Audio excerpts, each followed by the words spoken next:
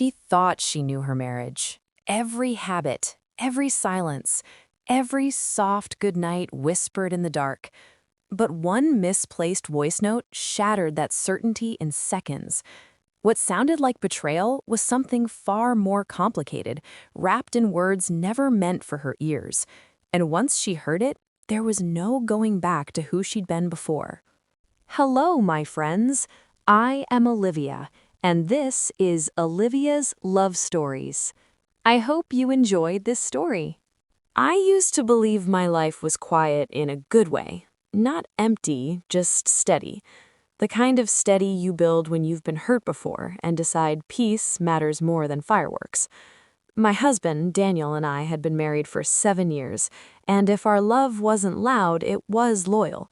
Or at least that's what I told myself every night as I folded his shirts and lined them up by color, as if order could protect me from uncertainty. Daniel worked long hours. That was our normal. He'd leave before sunrise, coffee cooling in a travel mug, tie already loosened like the day had started too fast.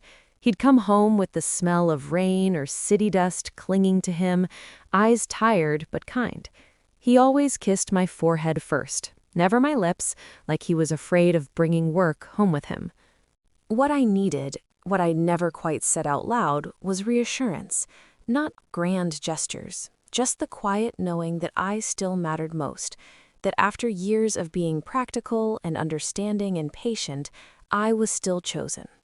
That night, I was making soup. The kitchen windows were fogged, the stove humming softly, the spoon tapping the pot in a slow, absent rhythm. Daniel's phone buzzed on the counter, vibrating just enough to rattle against the wood.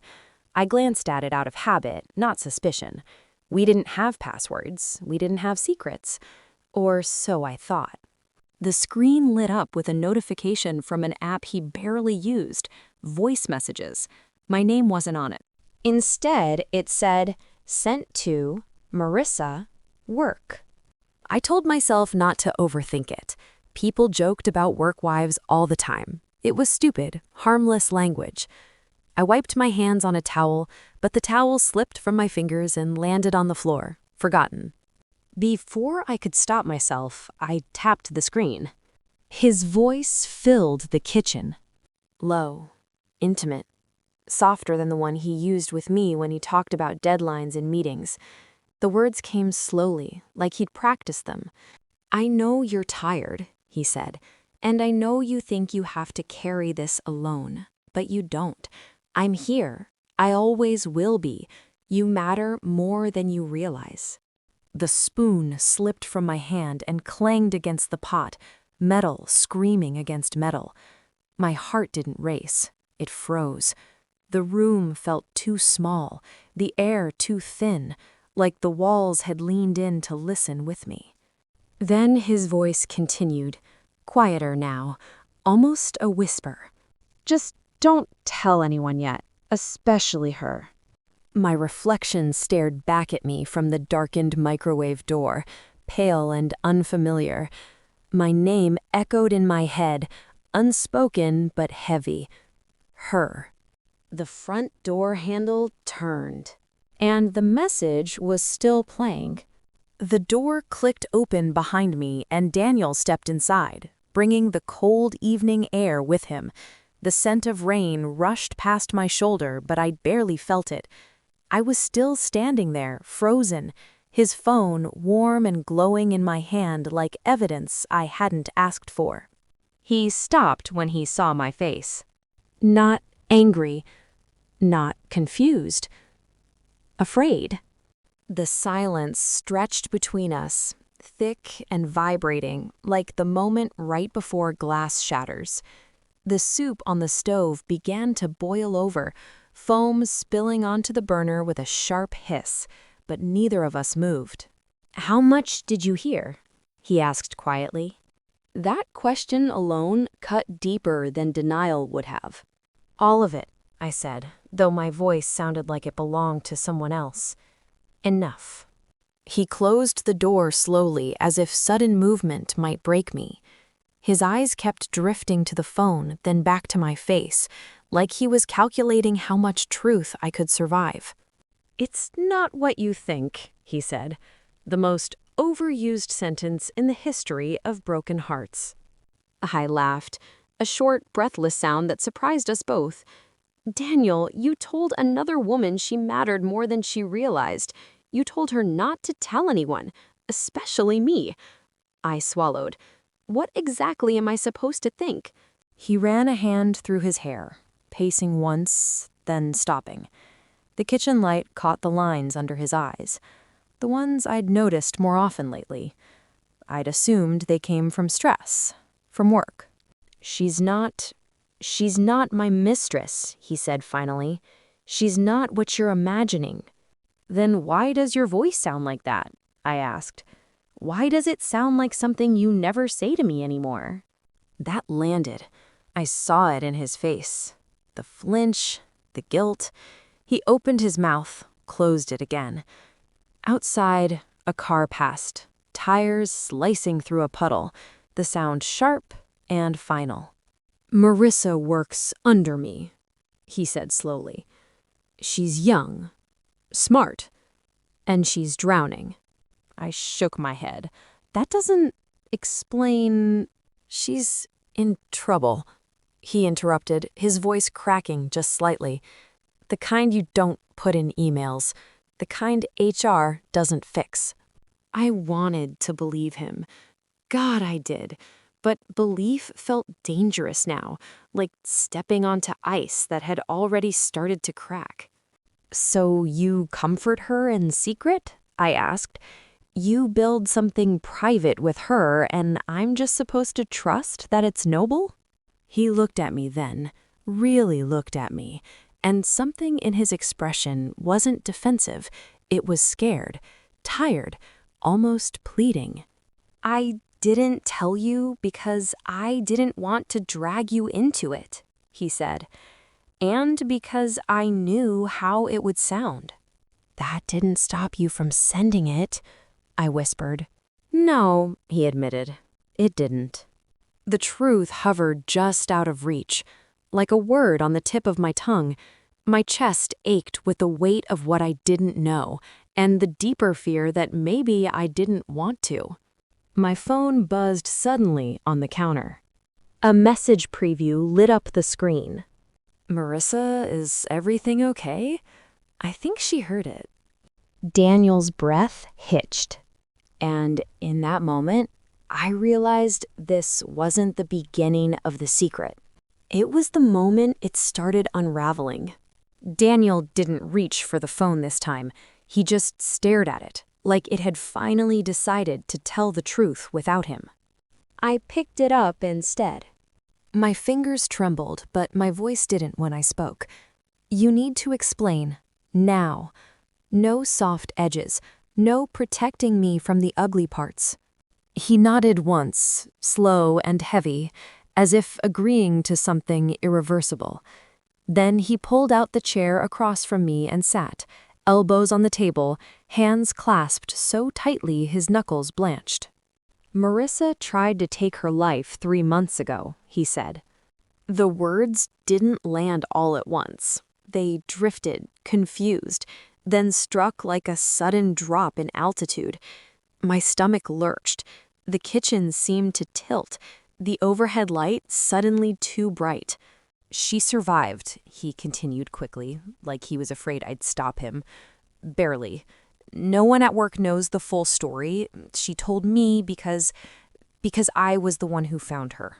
My breath caught. "Found her?" "In the office," he said. "After hours. I went back for a file. She was unconscious. Ambulance, hospital, police statements, and then silence, the kind that eats people alive." I sat back, the chair creaking under me. Every sharp assumption I'd sharpened in my mind began to dull, replaced by something heavier. Guilt, confusion, fear. "She doesn't have family nearby," he went on, "and she begged me not to tell HR, said it would end her career before it even started. I told her I couldn't be her therapist, but I also couldn't pretend she didn't exist."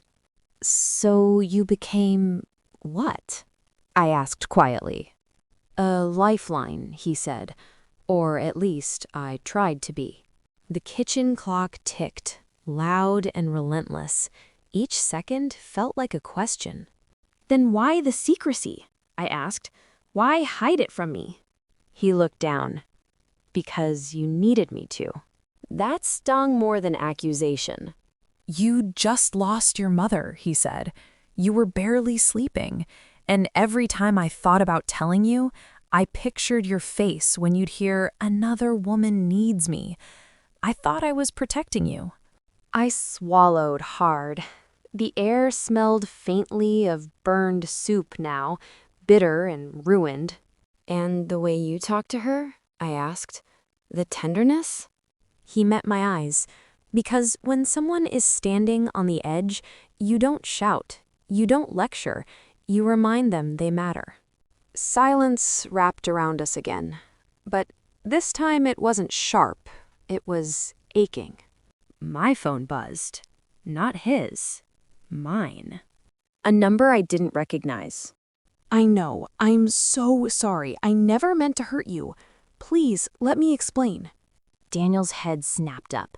She shouldn't have contacted you. But she did, I said, and now I'm part of it whether you wanted me to be or not.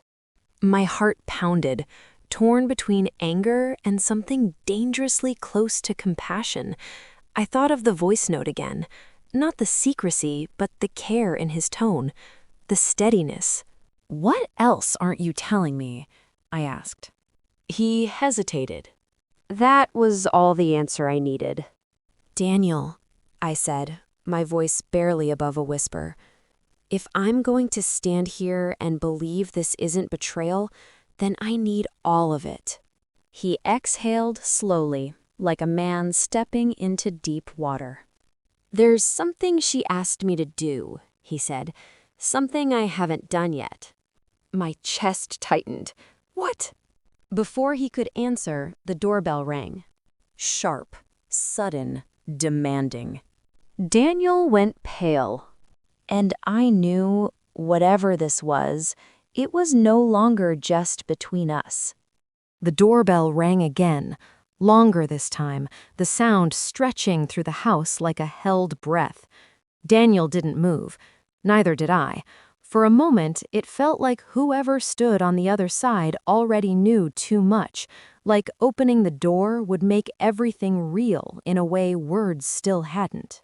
I'll get it, I said, finally. Daniel caught my wrist, gentle but urgent. Olivia, please. I looked at him, really looked.